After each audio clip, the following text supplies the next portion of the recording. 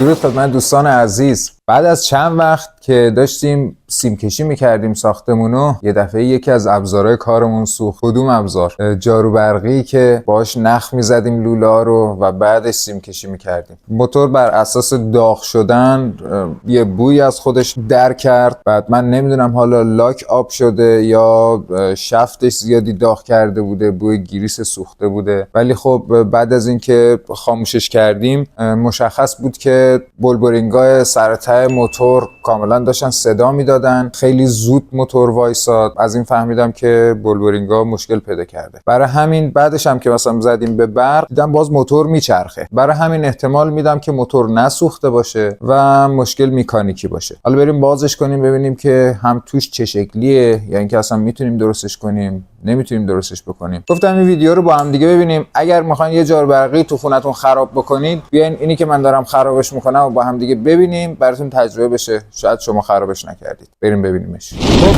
این همون جارو برقیه که میبریمش سر کار رو ازش استفاده میکنیم. توش پر شن و گچمچا و سنگمنگاییه که از توی لوله ها و اینا در اومده. من یه اشتباهی هم کردم اونجا. این پدیه که توی این قسمت، توی قسمت اینجا مکش هواه، میبینی که چند تا گچمچم اینا اومده گیر کرده. یه بار ته کیسه باز شد و باعث شد که چند تا گچمچ بره اون تو. من این پد رو برداشتم و یه پد کاغذی گذاشتم برای اینکه اگر رطوبت یا آب اومد رفتش توی کیسه، اون به هیچ عنوان نذاره که آب رد بشه بره تو موتور، و همون باعث شد که جریان هوا کمتر بشه توی موتور و اون جریان هوا که از بین سیمپیچ اینا رد میشه و خنککاری انجام میده دیگه به اون حالت عادی نتونه خنک کنه. دو تا پیچ داره اینجا. قسمت پشتش هم فکر میکنم خاریه چون هیچ پیچی من ندیدم. اینا رو باز میکنیم.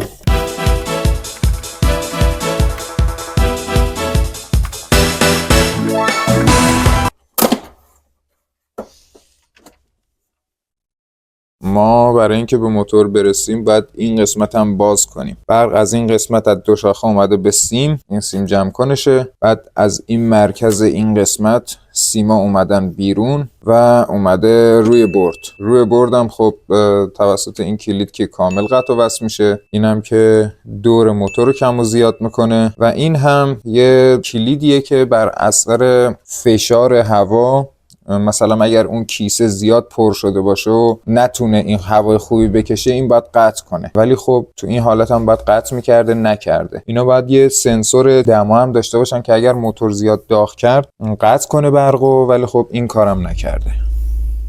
این موتوره.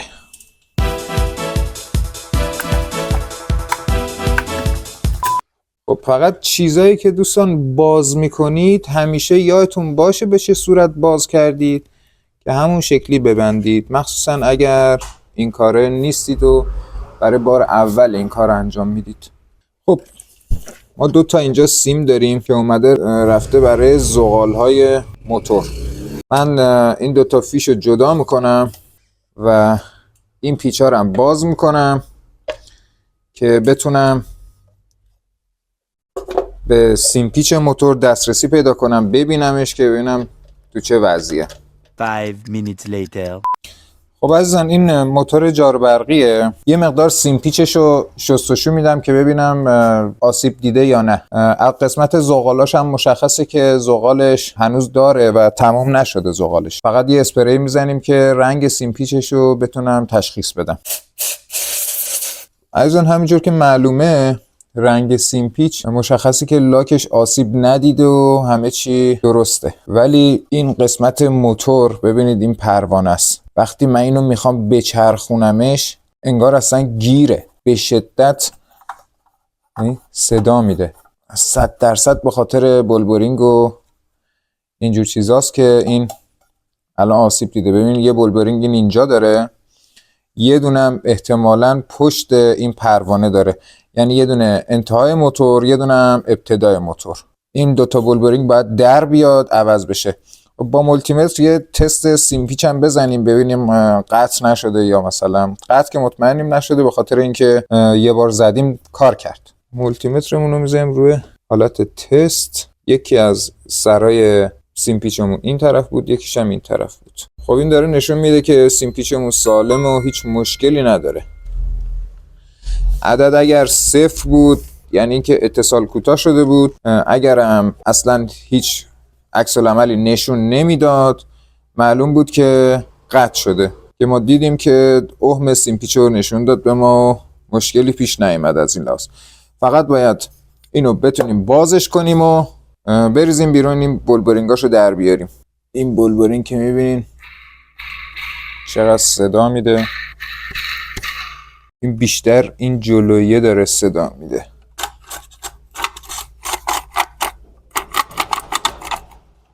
خیلی بد جور گیری پاچه.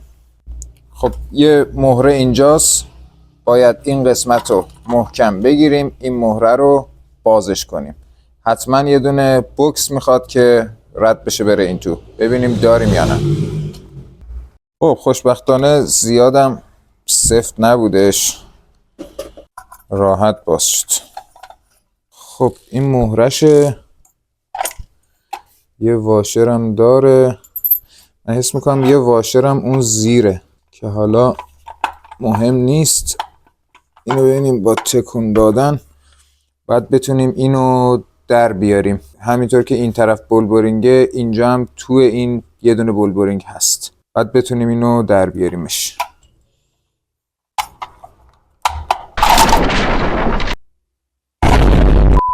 این بولبرینگی که خراب شده همین چیزی بود که داغ کرده بود و از خودش بو داده بود بیرون. اینجا هم نگاه کنید ببینید انگار این پلاستیک آب شده و این تو مونده آثار آب شدنش، چون این ورق الان به این رنگه، اون سیاهی هایی که میبینید پلاستیک آب شده است که همینه.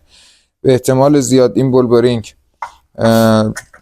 بر اثر استکاک زیاد، چون ببینید اصلا روون نیستش، بر اثر استکاک زیاد ساچماش خورده شدن، اون استکاک زیاد باعث ایجاد حرارت شده. الان ببین اینم با اینکه خرابه وقتی من تکونش میدم 7-8 دور میزنه بعد وای میسه، ولی این اصلا نمیچرخه. ما باید بتونیم اینو در بیاریم. اینو با چی در میارن؟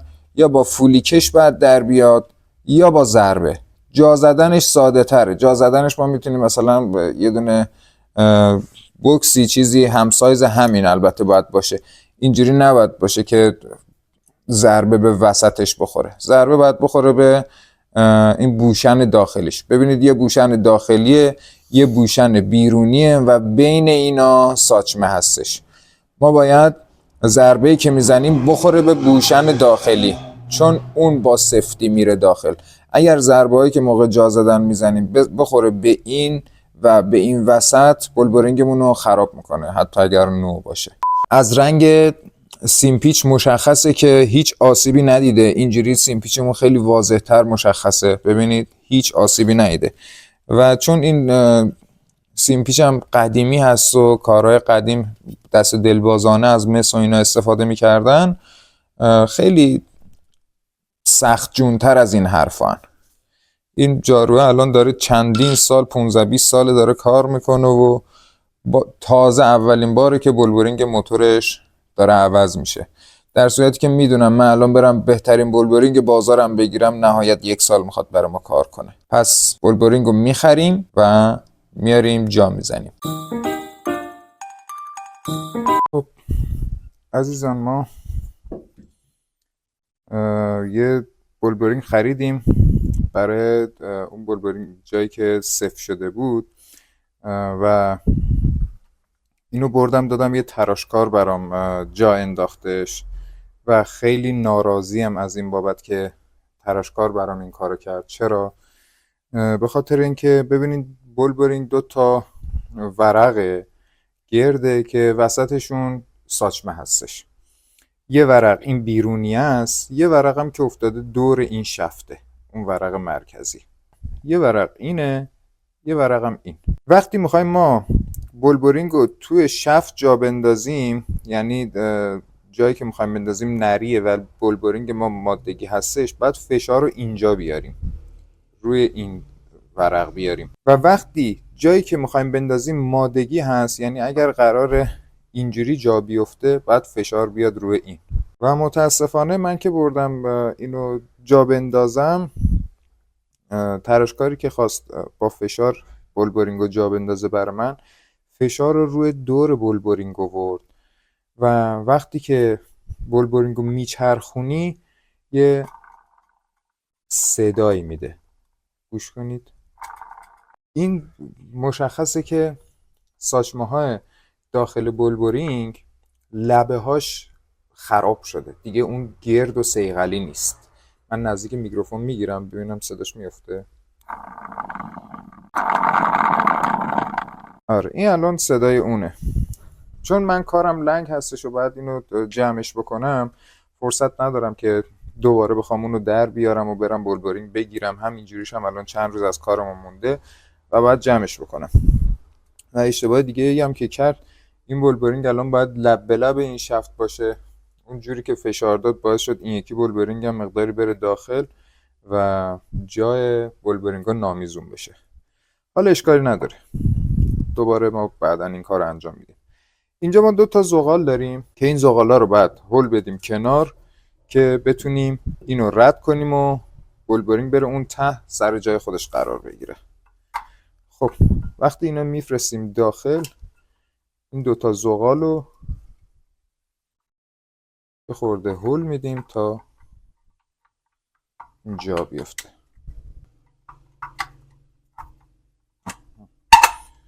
این الان جا افتاد. جای پیچا رو میزون میکنیم و میبندیم. یه دونه سری پیچ بند بلند گذاشتم.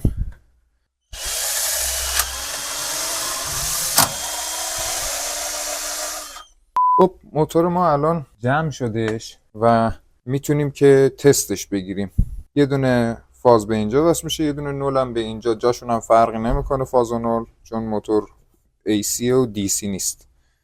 DC ها مهمه توشون، فاز و نول برعکس میچرخن اگه جا به جا باشه. خب فاز و نول رو میدیم که تست بکنیم موتورمون، ببینیم خوب میچرخه یا نه. خودتونم بعد از اینکه بستینش حتما موتور رو، این قسمت پروانه رو با دستتون بچرخونید ببینید گیری چیزی نداشته باشه. من قبلا اینو خودم تستش کردم و الان جلوی دوربین یه خورده برام مشکله چون فیلم بردارم نداریم.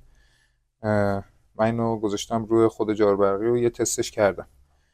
حالا یه چند تا پلاستیک داشت، اون پلاستیکاشو باید جا بندازیم. این پلاستیکا بیشتر باعث این میشه که هوا آب بندی بشه، یا مثلا چجوری بگم، هوا بندی بشه. خلاصه درزی نداشته باشه که هوا بخواد در بره. این قسمت میچسبه به قسمت جلویی بدنه که کیپ بشه، هوا از اینجا مکش پیدا میکنه و از قسمت وسط سیم پیچا رد میشه و از اینجا خارج میشه که باعث خنک شدن سیم پیچش هم میشه. خب این موتورمون یه دونه قاب پلاستیکی داشت که این هست. اینو باید قرار بدیم داخل این. عزیزان من مجبور شدم به خاطر اینکه روی میز فضای زیادی نداشتم که اینو بیارم اونجا، مجبور شدم که وسایلا رو بیارم اینجا باید انجامش بدم، ولی خب یه مقدار نور کمتره، منو ببخشید. امیدوارم که ادیتور عزیزمون بتونه توی قسمت ادیت کردن نور رو میزون کنه. خب ما این موتورمون این 2 تا قسمت رو میبینید جای فیشامونه که باید بره جا و این 2 تا گردی هم میفته توی اون 2 تا برجستگی که روی اون پلاستیک سفیده هست. پس این باید اینجوری بره داخل. خب اما ما دسترسی نداریم به فیشامون که بخوایم جا بزنیم. پس قبل از این که بخوایم موتور رو بکنیم این تو، این سیمامون رو رد بکنیم. این 2 تا مشکی ها سیمای موتور بودن. این سیما رو رد بکنیم و بعد جا میزنیم. فیشی که میخواید وصل کنید همیشه محکم باید جا بخوره. اگر فیش شل باشه، من یک بارم قبلا اینو جاربرقی کار نمیکرد، بازش کردم دیدم که فیش شل بود و به سولفاته زده، اتصال قطع شده. ما الان که اینو بستیم، این پلاستیکی باید بیاد این رو و قاب اینو ببندیم. قاب پلاستیکی موتوره. فقط عزیزان دقت کنید، میبینید من دارم با پیچ بند این پیچ ها رو میبندم. تورک مترش رو روی ضعیفترین حالت گذاشتم و مخصوصا توی جاهای پلاستیکی وقتی به آخرای رزوه پیچ میرسه ولش میکنم و یعنی نمیذارم خراب بشه جای پیچ. اینم جا میخوردین عقب. یه دونه پلاستیک دیگه هم ما داشتیم برای این جلو. این پلاستیک جلو و این عقبیه باعث میشه که موتور توی این محفظه تکون تکون نخوره. این قسمت هم که بعد بسته میشد اینجا. خب ما سیمامون که از اون قسمت میخواد بیاد این طرف و سر جاشون اینجا یه شیار هست که باید سیما از این قسمت رد بشه. پس از همونجا سیما رد میکنیم که یه موقع خراب نشه. الان این قسمت مثل اینکه گاز گرفته شده ولی مسش آسیب ندیده، روکشش یه خورده تغییر حالت داده.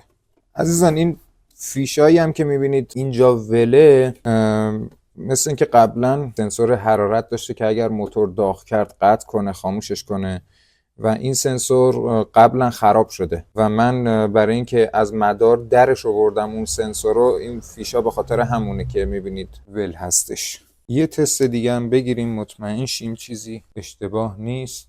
خب این درجه کم و زیادش هست، من الان میذارمش رو حالت کم و یه لحظه سری میزنم به برق و قطعش میکنم.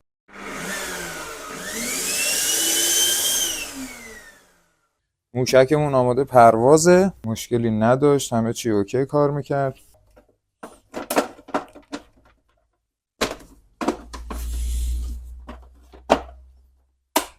خب الان ما میبندیمش اینو برای اینکه بتونیم آزمایش مکش هم ازش بگیریم. خب ببینیم که مکشش چطور شده.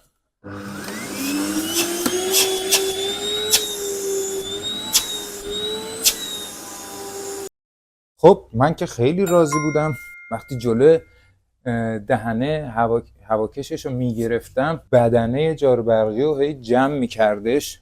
دستام میگرفتم این جلو، حالا جدا از این که اصلا میخواست دستام بکشه تو، ورودی هوا که مسدود میشد بدنه جاروبرقی جمع میشد. خب این یعنی که وقتی دور موتورمون رو تونستیم تو بهترین وضعیت به بالاترین حد خودش برسونیم، خب جریان بیشتری از هوا رو میکشه تو. و اینم که موتور یه مقدار دیر وایساد، نشون دهنده این میتونه باشه که بولبرینگ‌ها تو وضعیت خوبی ان. وقتایی که جاروبرقیتون رو خاموش میکنید و میبینید که خیلی زود جاروبرقی موتورش وای میسه، این یعنی این که گیر داره، اون موتور داره به سختی کار میکنه. حتما زود بهش رسیدگی کنید. من خودم به خاطر حجم کار زیادم دیر رسیدگی کردم بهش و باعث شد که واشرایی که لاستیکی بودن ذوب بشن. واشرای لاستیکی جلو و عقب بولبرینگ بود، انقدر بولبرینگ داغ کرده بود به خاطر استکاک بالا که اون واشرها ذوب شده بودن. من این مراحل رو رفتم که اگر